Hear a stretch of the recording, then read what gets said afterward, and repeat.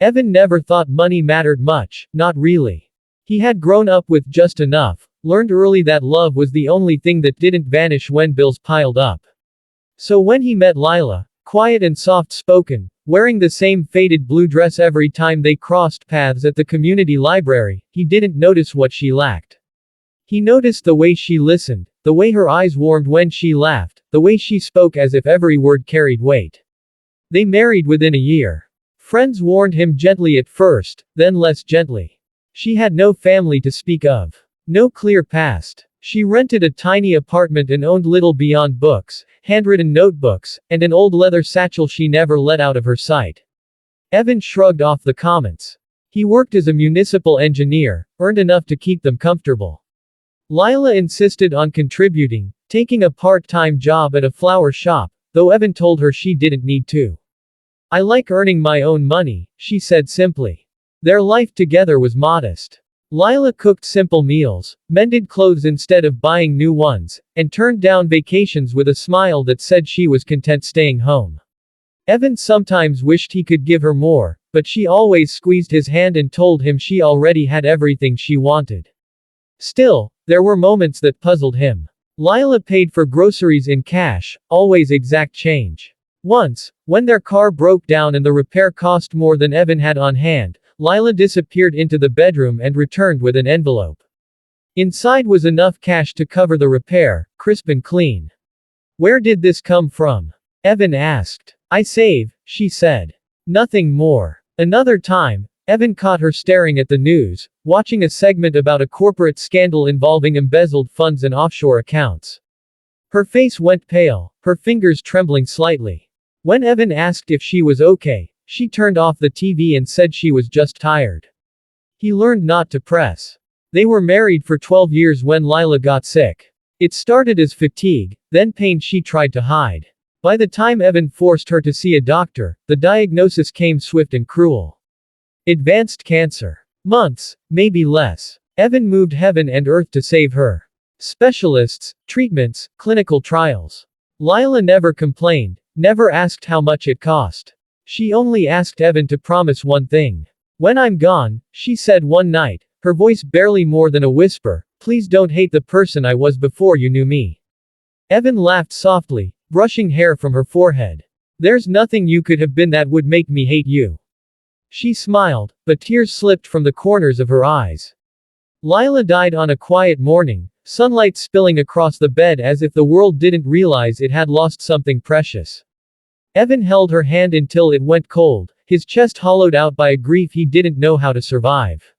The funeral was small. No relatives came forward. A few friends from the flower shop, neighbors, people whose lives Lila had brushed without ever leaving a trace of her own story behind. Evan stood alone afterward, staring at the grave, wondering how someone could live so quietly and leave such a vast silence behind. Weeks passed in a blur. Evan returned to an empty house, untouched just as Lila had left it. He couldn't bring himself to move her things. Her books still lined the shelves. Her notebooks still lay stacked neatly in a drawer. The old leather satchel sat at the back of the closet, dusty and forgotten. He found the briefcase by accident. It was a heavy, black leather briefcase hidden behind winter coats, locked with a simple clasp. Evan frowned. He had never seen it before. Lila hated clutter, hated owning things she didn't need. This felt deliberate. His hands shook as he opened it. Inside were documents, neatly organized. Bank statements, property deeds, investment portfolios, passports, plural. Evan sat down hard on the floor, heart hammering.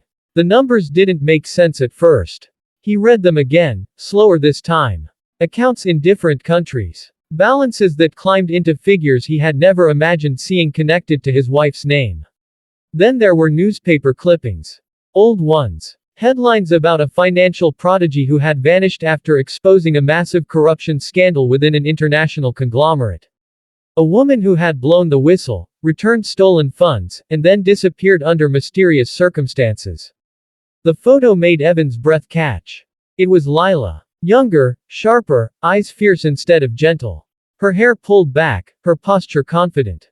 The name beneath the photo wasn't Lila. It was another name entirely. Evan felt sick. The briefcase held letters too, sealed and addressed to him. His name, written in Lila's familiar handwriting. Hands numb, Evan opened the first letter. It began with an apology. She wrote of her past, of growing up brilliant but unnoticed, of being recruited young into a world of numbers and power. She had uncovered fraud on a scale that made her rich bosses panic.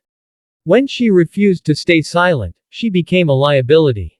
Threats followed. Then violence. She escaped with the help of a few honest people, but the money she had recovered, money she insisted on returning to those it had been stolen from, had left her with access to assets and accounts she couldn't immediately dismantle without exposing herself. She disappeared, changed her name, and learned how to live small. I didn't want wealth, she wrote.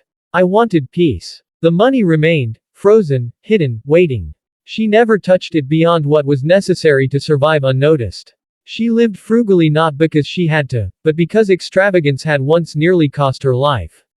Then she wrote about Evan. You loved me without asking who I was or what I had. You married a woman you thought was poor, and you never once made me feel small for it. That is why I trusted you with my heart, even when I couldn't trust you with my past. Evan's tears blurred the words. The final letter explained the briefcase's purpose. The accounts were now accessible to Evan. Not to make him rich, she insisted, but to give him a choice. The majority of the funds were earmarked for charities, scholarships, and restitution for victims of corporate corruption.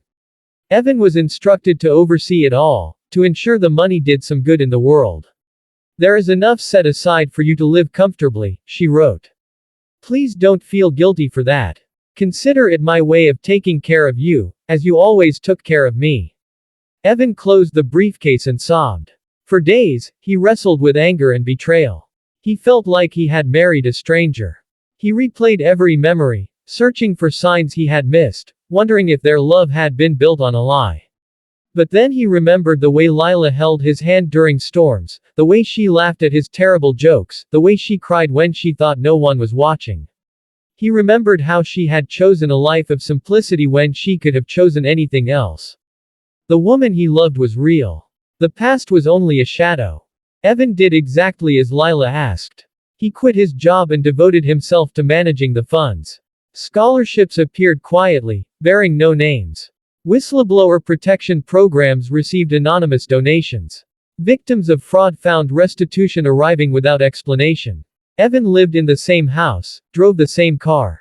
He donated Lila's books to libraries, kept her notebooks, and placed the briefcase back in the closet once its work was done. Years later, when asked how he afforded his calm, unhurried life, Evan would smile and say he had married well.